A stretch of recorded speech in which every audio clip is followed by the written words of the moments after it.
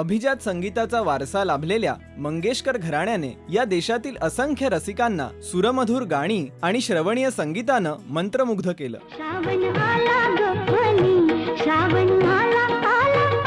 Master Dinanath Mangeshkar यांची संगीत साधना खऱ्या अर्थानं यशस्वी ठरली जेव्हा त्यांच्या सर्वच वारसांनी म्हणजेच लता, आशा, उषा, मीना आणि हृदयनाथ मंगेशकर यांनी वैविध्यपूर्ण गायन कला विश्वात पोहोचवून स्वतःच्या कुटुंबासह देशाचं नाव देखील अभिमानानं उंचावलं. अशाच वैविध्यपूर्ण गायनाने 7 दशकांपेक्षाही अधिक काळ आपल्या बहारदार आणि चिरतरुण स्वरांच्या माध्यमातून रसिक मनावर अधिराज्य केलं त्या गानसम्राज्ञी आशाताई भोसले.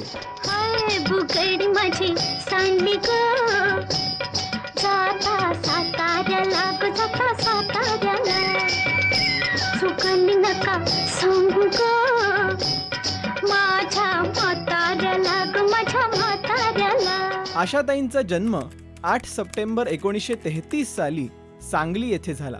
वडील मास्टर दीनानाथ मंगेशकरांच्या अकाली निधनामुळे तसंच घरातील परिस्थिती सुद्धा बेताची असल्यामुळे आशा भोसलेंना उदरनिर्वाह म्हणून काम करणं देखील क्रमप्राप्त होतं. त्यांच्या मातोश्री माई मंगेशकरांनी सर्व भावंडांचं गायनाकडे लक्ष केंद्रित व्हावं यासाठी पोषक वातावरण तयार केलं. यामुळे आशा भोसलेंनी आजवरचा आपला सुरेल प्रवास अगदी यशस्वीपणे पूर्ण केला.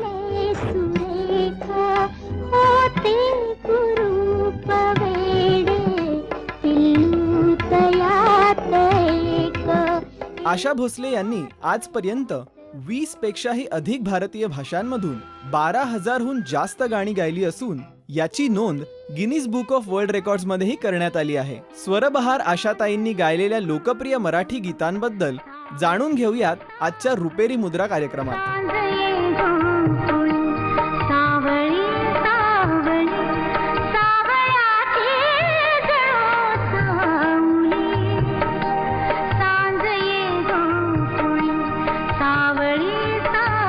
एकोणीसशे 43 साली माझं बाळ या मराठी चित्रपटाच्या माध्यमातून पार्श्वगायिका म्हणून आपल्या कारकिर्दीची सुरुवात करणाऱ्या आशाताईंना ब्रेक मिळाला तो त्या काळचे विख्यात संगीतकार दत्ता डावजेकर यांच्यामुळे. तर 1948 साली प्रदर्शित झालेल्या चुनरिया या सिनेमातून त्यांनी हिंदी सिनेमांमध्ये गायला सुरुवात केली. संगीतकार हंसराज बहल यांनी सावन आया गाण्यासाठी आशाबाईंना संधी दिली होती. खरं तर त्या काळात हिंदीत गायकांची बरीच स्पर्धा होती, त्यामुळे मोठं आव्हान आशा भोसले यांच्या समोर होतं. पण त्यांनी हे आव्हान सुद्धा अगदी लीलया पेललं. त्यानंतरच्या टप्प्यात आशा भोसले यांची सांगीतिक कारकीर्द अधिक सुरेल होत फुलत गेली.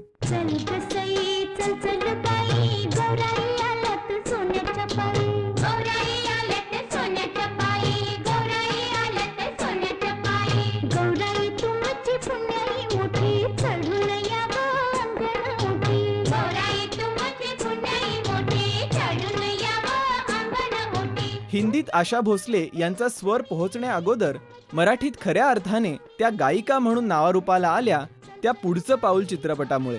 विशेष म्हणजे त्या काळात सुधीर फडके यांच्या संगीत दिग्दर्शनात अनेक चित्रपटांसाठी त्यांनी गाणी गायली. पैकी काही मुख्य चित्रपट म्हणजे लाखाची गोष्ट, जशास तसे, ऊन पाऊस, गंगेत घोडं न्हालं, जिव्हाळा, धाकटी बहीण, देव माणूस, ओवाळी ते भाऊराया, आपलेच दात आपलेच ओठ, दाम करी काम, वजीर यासह अनेक मराठी चित्रपटांमध्ये सुधीर फडके आणि आशा भोसले यांनी युगुल गीतं देखील गायली. आज उमलली प्रीती पौर्णिमा, भरास आली सुखाची अंगावर बरसा.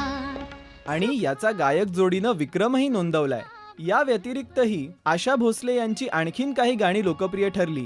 ते मराठी चित्रपट म्हणजे सांगते ऐका, गणानं घुंगरू हरवलं, सुगंधी कट्टा, वऱ्हाडी आणि वाजंत्री, धाकटी जाऊ, बिनकामाचा नवरा, आपली माणसं आणि इतर अनेक चित्रपट ज्यामध्ये आशाताईंच्या स्वराचं आणि त्यात दडलेल्या विविधांगी भावनांचं दर्शन घडतं.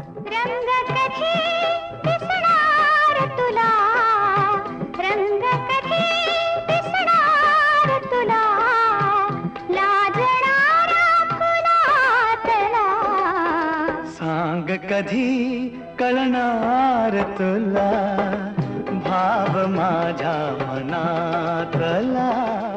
गायिका म्हणून आशा भोसलेंनी मराठीत चित्रपट आणि भावगीतांसाठी सुधीर फडकेंसोबतच हेमंत कुमार, महेंद्र कपूर, लता मंगेशकर, सुरेश वाडकर, अनुराधा पौडवाल अशा अनेक गायक गायिकांबरोबर गाणी गायली. त्यासोबतच वसंत पवार, पु ल देशपांडे, वसंत देसाई, राम कदम, पंडित हृदयनाथ मंगेशकर, यशवंत देव, अशोक पत्की, अरुण पौडवाल अशा दिग्गज संगीतकारांसाठी, तसंच ग दी माडगुळकर, जगदीश खेबुडकर, पी सावळाराम, सौमित्र सारख्या नव्या दमाच्या कवी गीतकारांनी लिहिलेल्या शब्दांना पुरेपूर न्याय दिला.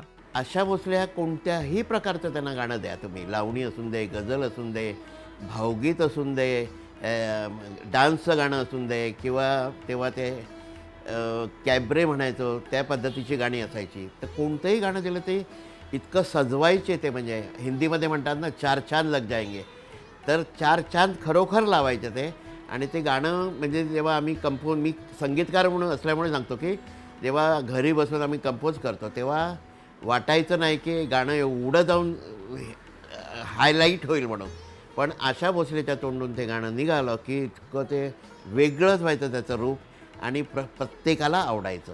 मराठी चित्रपटातील गाण्यांव्यतिरिक्त आशा भोसलेंनी गायलेली भावगीतं, अंगाई, बालगीतं, नाट्यपद, लोकगीतं, भक्तिगीतं आणि उडत्या चालींसोबतच सेन्सेशनल सॉंग्स सुद्धा प्रचंड लोकप्रिय ठरली.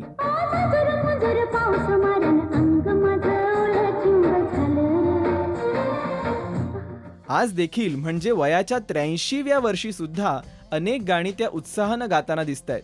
अलीकडेच प्रदर्शित झालेल्या मर्डर मेस्त्री या मराठी चित्रपटासाठी अळीमिळी गुपचिळी चिडीचूप हे अवखळ गाणं त्यांनी गायलं.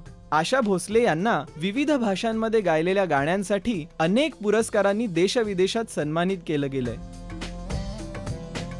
पण महाराष्ट्र राज्य मराठी चित्रपट महोत्सवात सर्वोत्कृष्ट पार्श्वगायिका म्हणून आशा भोसले यांनी तब्बल 17 पुरस्कार पटकावत आगळा वेगळा रेकॉर्ड प्रस्थापित केला. त्या दिवशी अवॉर्ड फंक्शन होतं संध्याकाळी रंगभवनला 7-7:30ला. त्याच दिवशी सकाळी दुसऱ्या पिक्चरचं एक गाणं, म्हणजे ही वर्षानंतरची गोष्ट साधारण, तर आशाबाई गायला होत्या माझ्याकडे दुसऱ्या पिक्चरसाठी. रिहर्सल झाली आणि सिंगर बूथकडे निघाल्या. तिथे गेल्यावर त्यांना पटकन काहीतरी आठवलं, अरे अशोक, आज पेपर वाचताना तुझं हे नाव वाचलं, नॉमिनेशन नाव आहे तुझं आपली माणसाला, तेच गाणं ना रे, डा डा डा डा गाऊन घेऊन दाखवलं. म्हणजे एक वर्षापूर्वीचं गाणं, म्हणजे किती ते भिजलेलं होतं त्यांच्या अंगात. तर म्हटलं हो तेच, पण म्हटलं मी जाणार नाही. काय रे, तर म्हटलं एक गाणं होतं ते आपण 3 अंतराचं केलेलं, पण त्या संजय सुरकरनी म्हणा किंवा स्टोरीच्या हिशोबाने त्यांनी काय केलं, मुखडा इकडे म्हणजे सुरुवातीला, मग अर्धा तास पाऊण तास काही नाही, मग पहिला अंतरा तिथे म्हणजे त्या सिच्युएशनला, इंटरव्हल नंतर दुसरा अंतरा, आणि पिक्चर संपतो तेव्हा तिसरा. कोणाच्या म्हटलं लक्षात राहणार आहे, नॉमिनेशनमध्ये आलं एक मेलोडियस गाणं म्हणून. पण तर म्हणाला असं नाही अशोक, इतकं गोड गाणं झालं आहे, मला तरी वाटतं तू जावं आणि तुलाच मिळेल. जे उघडलं ते best music director Ashok Patki, म्हटलं खळखळ खळखळ खळखळ टाळ्या रंगभवनला. तेव्हा